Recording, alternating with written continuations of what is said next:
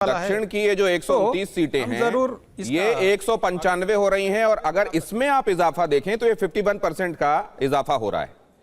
यहां तक तो समझ में आता है, लेकिन क्या ये यूनिवर्सल 50% होने वाला है? राज्य की जो सीटें हैं उसमें plus 50% universally all across the country, क्या ये होने वाला है?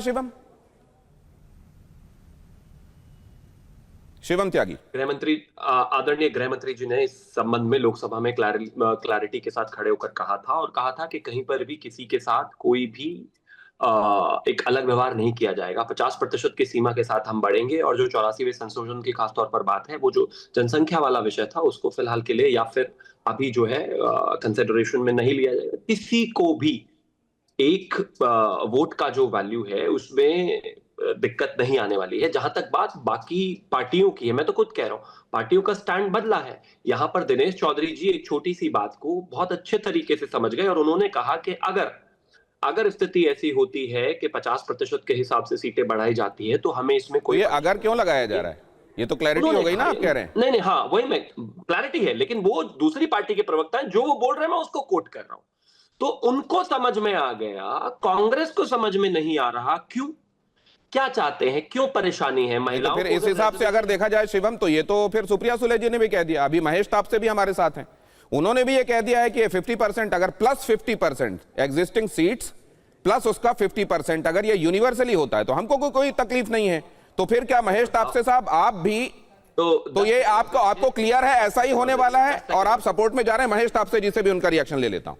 देखिए, मैं सबसे पहले तो कहना चाहूंगा कि एनसीपी इंडिया अलायंस का एक घटक पक्ष है, एक भाग है।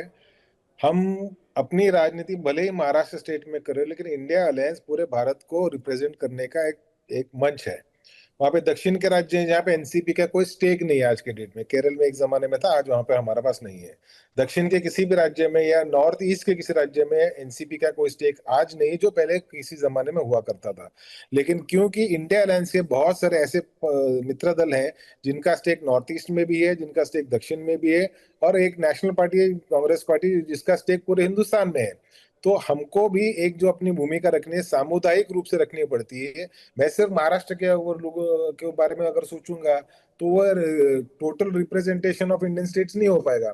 इसीलिए सुप्रिया सुले जी ने 2 दिन पहले कहा कि हमारी पहली मांग थी कि 50% से भी ज्यादा सीटें उसमें बढ़ोतरी होनी चाहिए, जिसके ऊपर पिछले सत्र में, लोकसभा के पिछले सत्र में देश के गृह मंत्री अमित शाह जी ने कहा कि हम इसको बढ़ाएंगे, लेकिन कोई भी पर्चा सामने नहीं आया। पुराना जो बिल आया उसको पूरी तरह से रिजेक्ट करने का काम, या मैजिक नंबर वो पास नहीं कर पाया, इसलिए वो बिल खारिज हो गया। नया बिल अभी तक आया नहीं है। नया बिल आने के बाद हम उसका अध्ययन करेंगे, हम पढ़ेंगे, इंडिया अलायंस भी उसको पढ़ेगी, उसके बाद उसके ऊपर चर्चा करेगी। जहां तक महाराष्ट्र की बात है, मुझे मालूम है कि आज 48 सीट्स हैं, तो शायद 70-72 सीटें के आसपास होंगी महाराष्ट्र के अंदर, ऐसे हमें भी अपने सोर्सेज से पता लगता है। लेकिन बात सिर्फ महाराष्ट्र की नहीं है, बात केरल की है, बात असम की है, बात तमिलनाडु की है, बात आंध्र प्रदेश की है।